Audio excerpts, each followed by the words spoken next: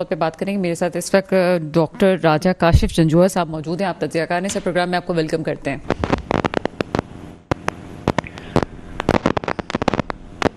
जी जी, बहुत शुक्रिया। सर, थोड़ी सी आपकी आवाज़ जो है वो पोजीशन को चेंज कीजिएगा ताकि आवाज़ आपकी बेहतर हो जाए। इस वक्त अच्छा, जो अब मेरी आवाज़ बेहतर है? जी जी, बिल्कुल बिल्कुल। सर, इस वक्त जो सूरत हाल नज़र आ रही है इलेक्शंस की तैयारियों में, सबसे पहले पीपल्स पार्टी मैदान में है। नून लीग कहाँ है इस वक्त? क्या वो अपने मसलों को हल करने में है या वो समझती है कि अब उसका नहीं सिलसिला, क्योंकि जिस किस्म की पॉलिसीज़ हमें 13-14 महीने में नज़र आई हैं वो तो मुस्लिम लीग नून के ख़िलाफ़ जाती है। और हमें ये भी पता है कि पीपल्स पार्टी बड़ा सेफ खेलती रही है इस दौरान। क्या मंजरनामा लग रहा है आपको? आपने बड़ा बुनियादी सवाल किया। यहाँ पे चूंकि मैं दारुल हुकूमत की राहदारियों में, और जो जिसको हम कहते हैं सब जगह ही आना जाना रहता है, पार्लियामेंट हो, और वहाँ मैंने करीब से देखा कि किस तरह पीपल्स पार्टी की मूव्स देखी मैंने अभी हाल ही में, ये गवर्नमेंट तब्दील होने के बाद भी, उससे पहले भी।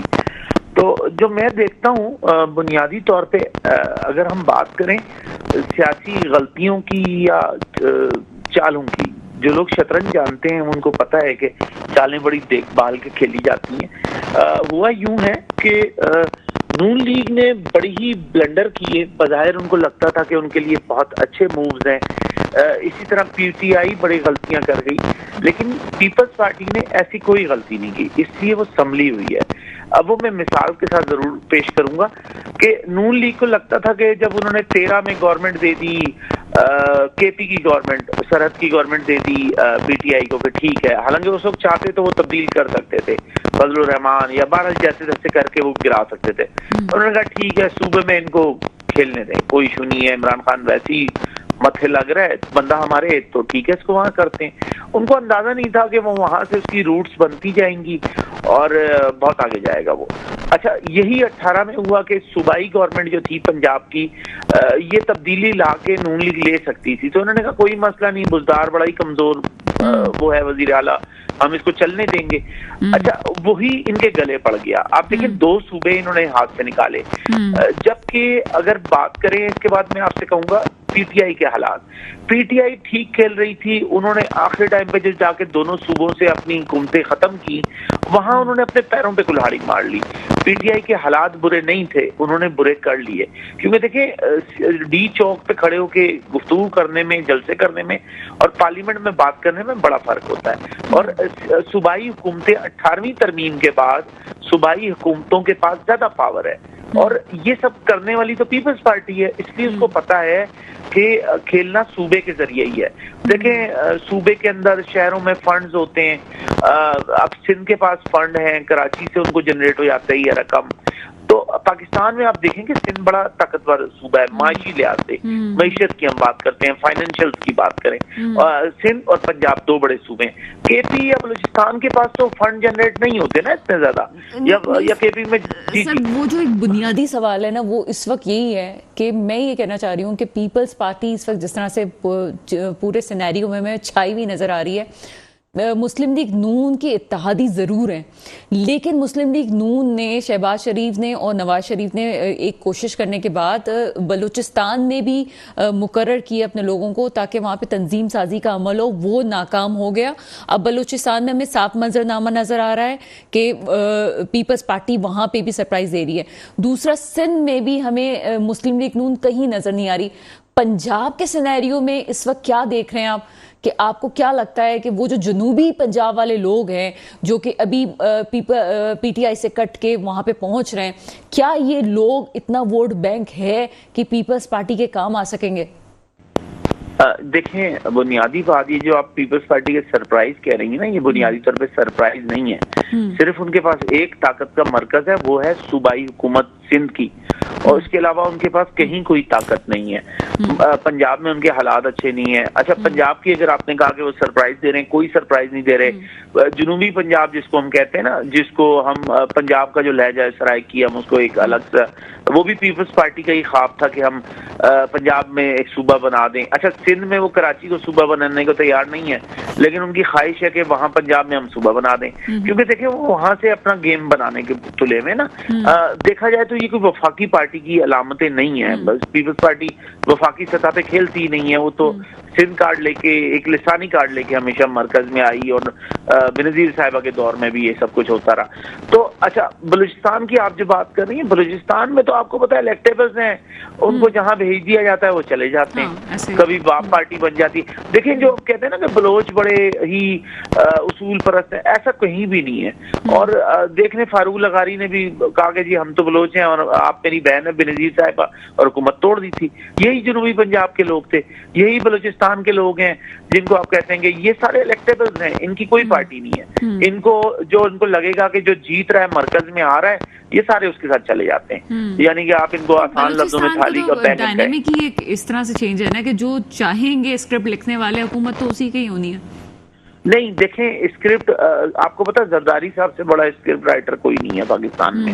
उन्होंने 18वीं तरमीम लाए, जिसकी वजह से वफाक कमजोर हो गया, सूबे ताकतवर हुए।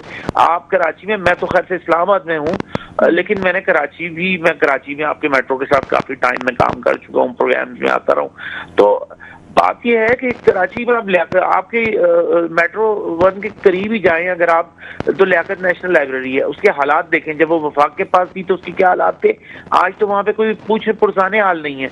वो सारे महकमे जो वफाक से सूबों को मुंतकिल हुए हैं, उन सबका बेड़ा गर्क हो चुका है। आप जिना अस्पताल देखें, आप नाम लेते चले जाएं, इसका मतलब है कि सिंध हुकूमत तो आज तक लड़काने के हालात अच्छे नहीं किए उन्होंने, रोल मॉडल नहीं बना सके। कराची में देखें, बसें नहीं थी। ये सारे मंसूबे तो नून लीग के हैं। हाँ, नून लीग सिंध में कैश नहीं कर पाई। अच्छा, आप देखेंगे कराची में छलांगे मार ली सारी पार्टियों ने कि जी मरदमशुमारी में कमी हो रही है, ये हो रहा है। आप देखें पंजाब में तो पिछले 2 मरदमशुमारी में पंजाब की आबादी को दिखाया जा रहा है बढ़ ही नहीं रही, और उसकी सीटें मुसलसल कम की जा रही हैं। बलूचिस्तान की आबादी एकदम से बढ़ जाती है, सीटें भी बढ़ जाएंगी। तो सब ये क्या हो रहा है, जो आप कहते हैं ना ये स्क्रिप्ट खेला जा रहा है, ये भी तो टेक्निकल चीजें हो रही है ना कि आहिस्ता आहिस्ता केक की नौयत बदली जा रही है, सिस्टम चेंज किया जा रहा है, डेमोग्राफिक चेंज किए जा रहे हैं। तो ये बड़ी खौफनाक सूरत हाल है। हाँ, इस वक्त ये है पीपल्स पार्टी वर्सेस नून लीग आमने सामने आ चुके हैं, क्योंकि पीटीआई एक तरफ जैसे जैसे कॉर्नर होती जाएगी, तकरीबन हो चुकी है, यानी कि अब उन्होंने नहीं आना। अच्छा, नून लीग के हालात ये हैं कि जब तक नवाज शरीफ खुद नहीं आएंगे, नून लीग कुछ नहीं कर सकती। क्योंकि मतलब कहने का मकसद आपका ये है कि जो बड़ा दंगल होगा उससे पहले ही जितने भी इत्तेहादी बने हुए हैं, इनमें अभी से अख्तलाफात शुरू हो जाएंगे। नहीं, देखिए इख्तिलाफात नहीं है, अपनी अपनी मफादात की जंग है। और एक चीज तयशुदा है, जो आप कह रहे हैं ना जनूबी पंजाब है, बलूचिस्तान है, इनको आप काउंट ना करें। ये इलेक्शन से एक दिन पहले भी जो लोग ना, बलूचिस्तान वालों का क्या है, वो एक दिन पहले पार्टियां बदल लेते हैं, उनकी तो कोई पार्टी नहीं है ना। उनकी तो बाप और माँ और मतलब फैमिली, दादा पोता सारी पार्टियां हैं, जहां की हवा होती है वहां चले जाते हैं। मतलब उनकी कोई अपनी सियासत थोड़ी है। यानी वो पाकिस्तान में वो एंजॉय करते हैं, साल के 70 साल से वो एंजॉय कर रहे हैं। आप देखें ना कि बलूचिस्तान में जो मकामी आबादी है, जो बरोही है, उनका नाम ही कहीं नजर नहीं आता। बलूचिस्तान में जो मकामी लोग हैं, सूबे का नाम एक लिसानी बुनियाद पे रखा हुआ है, तो उसके ऊपर भी देखना हमें पड़ेगा कि बलूचिस्तान के हालात क्या हैं। वहां तो बहुत सारे पश्तून भी हैं, वो भी रुले में, उनमें अफगानी बहुत बड़े एलिमेंट आ चुका है। असल में मैं स्पेशली राजा काशिफ साहब इसलिए भी बलूचिस्तान को डिस्कस कर रही हूँ कि बलूचिस्तान में जो हालात हैं वो तो नागुफ्ती हैं, वो तो उस पर तो हम बात ही नहीं कर रहे, लेकिन उसके बावजूद जो बर्स्ट कंडीशन आई है वो ये सैलाब के बाद आई है, और उसमें अभी तक लोग संभले नहीं है, लेकिन ना हम उसको सामने दिखा रहे हैं, ना हम उस पर बात कर रहे हैं। तो अब जो लोगों का एंगर है वो हमें और ज़्यादा नज़र आ रहा है। इसके नताइज जो हैं वो अब सिर्फ एक तरफ नहीं है कि आप किसी इदारे के खिलाफ बात कर रहे हो। इस वक्त सियासतदान और ख़ुद जो वहाँ पे मौजूद हैं, मेरे ख्याल है उनके खिलाफ भी बहुत बातें होने लगी हैं, और वहाँ का एक आम शहरी बहुत परेशान है इस वक्त। ऐसे में अगर सिंध गवर्नमेंट मंसूबों की बात करती है, अभी थोड़ी देर पहले ताज हैदर साहब मेरे साथ मौजूद थे, वो कह रहे हैं हम मंसूबे लेके आ रहे हैं। आपको लगता है कि लोग मंसूबे पे काम करेंगे, उनको पानी दे देंगे, उनको रोजगार दे देंगे, ऐसा लगता है आपको? सर देखें, बलूचिस्तान के हालात, अगर आप एक वो बॉर्डर पे चले जाएं ना, जो बलूचिस्तान का मेरे जहन से अभी नाम निकल रहा है, वहां तो 3-4 ग्रुप हैं, सारी स्मगलिंग वो लोग करते हैं। और बड़े मजे की बात मैं आपको बताऊं कि वो सारे जितने मुतहरिक ग्रुप हैं वो सारे पश्तून हैं, उनमें कभी भी कोई भी शख्स सीधे मौत नहीं मरता, मतलब वो गोलियां खा के ही मरते हैं, क्योंकि वो बॉर्डर पे स्मगलिंग में सारे इन्वॉल्व होते हैं और उनकी मईशत चल रही है स्मगलिंग के ऊपर है बलूचिस्तान की। अच्छा, जो बलोच बेल्ट है, जो बलोच एरियाज है, उनमें से कई बहुत सारे जो है पाकिस्तान मुखालिफ चले जाते हैं। अच्छा, वो वक्ती तौर पे ऐसा लगता है, आप देखें ना, वहां तो शनाख्ती कार्ड चेक करके भी पंजाब के लोगों को लाइनें मार के गोलियां मार दी जाती हैं, वो भी फैक्ट्स हैं। आपको क्या थी नाज़मा तालिब, जो अंचोली में एक आई थी, बलूचिस्तान यूनिवर्सिटी की प्रोफेसर थी, कराची से थी, उनको वहां शहीद कर दिया गया। तो वहां मजदूर भी किए जाते हैं, और ये एंगर वेंगर नहीं है, ये इंटरनेशनल साजिशें हैं कि हम वो नहीं चाहते कि गवादर पोर्ट कामयाब हो, गवादर पोर्ट चले। बलूचिस्तान में कोई शोरिश नहीं है, बलूचिस्तान में टेक्निकली कोई इशू नहीं है। अच्छा, बलूचिस्तान के लोगों का तो ये है कि वहां तो आपकी शायद दिल में हो ना हो, वहां तो जो सरदार हैं जिनको अंग्रेज दे के गया है ना, वहां तो उनको सब कुछ, और आपको पता अंग्रेज की तो ये सरदार पालकियां उठाते थे और उनको दे के गया। आज उनके घरों में कोई एक आम बलोच जिसको आप कहते हैं ना, वो तो अपने घर में जूते पहन के नहीं जा सकता, नंगे पैर जाते हैं। तो बलूचिस्तान की आप क्या बात करते हैं कि बलूचिस्तान में कोई एंगर नहीं है, बल्कि आम आदमी तो आप देखें ना, इस्लामाबाद में इस्लामाबाद की कायद-ए-आज़म यूनिवर्सिटी, पंजाब की यूनिवर्सिटियों में तो ये लोग कोटा लेके आ रहे हैं। मतलब पंजाब में कोटा है, ये वाहिद सूबा है जिसमें कोटा है बलूचिस्तान का। हालांकि बलूचिस्तान में अच्छी खासी तालीमी इदारे हैं, आप कराची से, सिंध से बलूचिस्तान में जाके बात हो जाएगी, हम खुल के नहीं कह सकते। आपको भी अंदाजा है कि बलूचिस्तान में यूनिवर्सिटी में एक खातून भी जो है बड़ी मुश्किलों से वहां तक पहुंचती हैं। वो तालीम में आप आज़ादी से तालीम नहीं हासिल कर सकते, वहाँ पे जो हालात हैं, जो लॉ एंड ऑर्डर की सिचुएशन है, वो बहुत बुरी है वहाँ पे। अच्छा देखिए, वो उन लोगों के लिए बुरी है ना जो मकामी लोग नहीं है, मकामी लोगों के लिए इशू थोड़ी है। कोयटा में जो आबादी 47 के बाद आई है माइग्रेट करके ईस्ट पंजाब से या यूपी सीपी से, या उर्दू बोलने वाले हैं, पंजाबी बोलने हैं, ये तो उनके लिए मसाइल है ना। जो बलोच हैं या पश्तून है, उनके ये मसाइल थोड़ी हैं। तो और जो हमारे तो क्लास फेलोज रहे ना, हमारे साथ तो पीएचडी बलूचिस्तान यूनिवर्सिटी में हमारे बड़े अच्छे दोस्त रहे, और उनके कोई इशू नहीं है क्योंकि वो बलोच हैं या पश्तून है। वहाँ हमारी क्लास फेलो एक रही जो उर्दू सिंह थी, उनके मसाइल थे, उनको बलूची लिबास पहन के निकलना पड़ता था, क्योंकि अगर वो ये नहीं करेंगी हो सकता है किसी दिन वो भी अल्लाह मियां के पास चली जाए।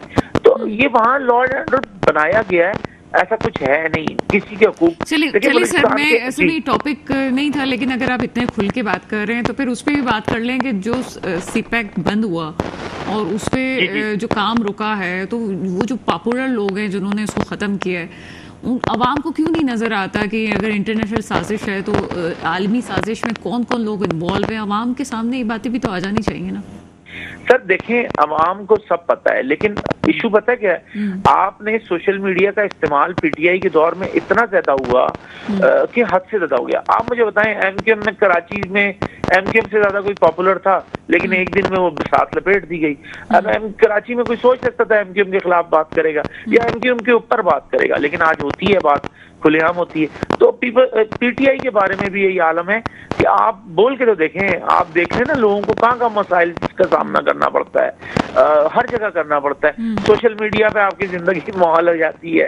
असल में सोशल मीडिया या जो मीडिया की पावर है, अब सोशल मीडिया आ गया, जो आप प्रोपेगेंडा करते हैं ना, वो प्रोपेगेंडा अवाम को, नौजवानों को, यूथ को, बुजुर्गों को इफेक्ट करता है। और पीटीआई का जो बात थी स्टार्ट में, और वो बातें बड़ी ठीक थी, अमल नहीं हो सका। वो 4 साल में वो डिलीवर पीटीआई नहीं कर सकी वफाक में। हालांकि सूबे में आप देखें उन्होंने बड़े अच्छे काम किए, हेल्थ कार्ड लेके आए, हालांकि नून लीग का मंसूबा है, लेकिन वो आम आदमी के लिए हेल्थ कार्ड आया, सिटीजन पोर्टल देखें, वो बहुत अच्छे काम थे, लेकिन उन्होंने उनको हाईलाइट नहीं किया, उन्होंने जाके हाईलाइट किया अपने। डॉक्टर राजा काशिफ जंजुआ साहब, बड़ी पॉजिटिव बातें आप कर रहे हैं, लेकिन मेरी मजबूरी है कि प्रोग्राम का वक्त खत्म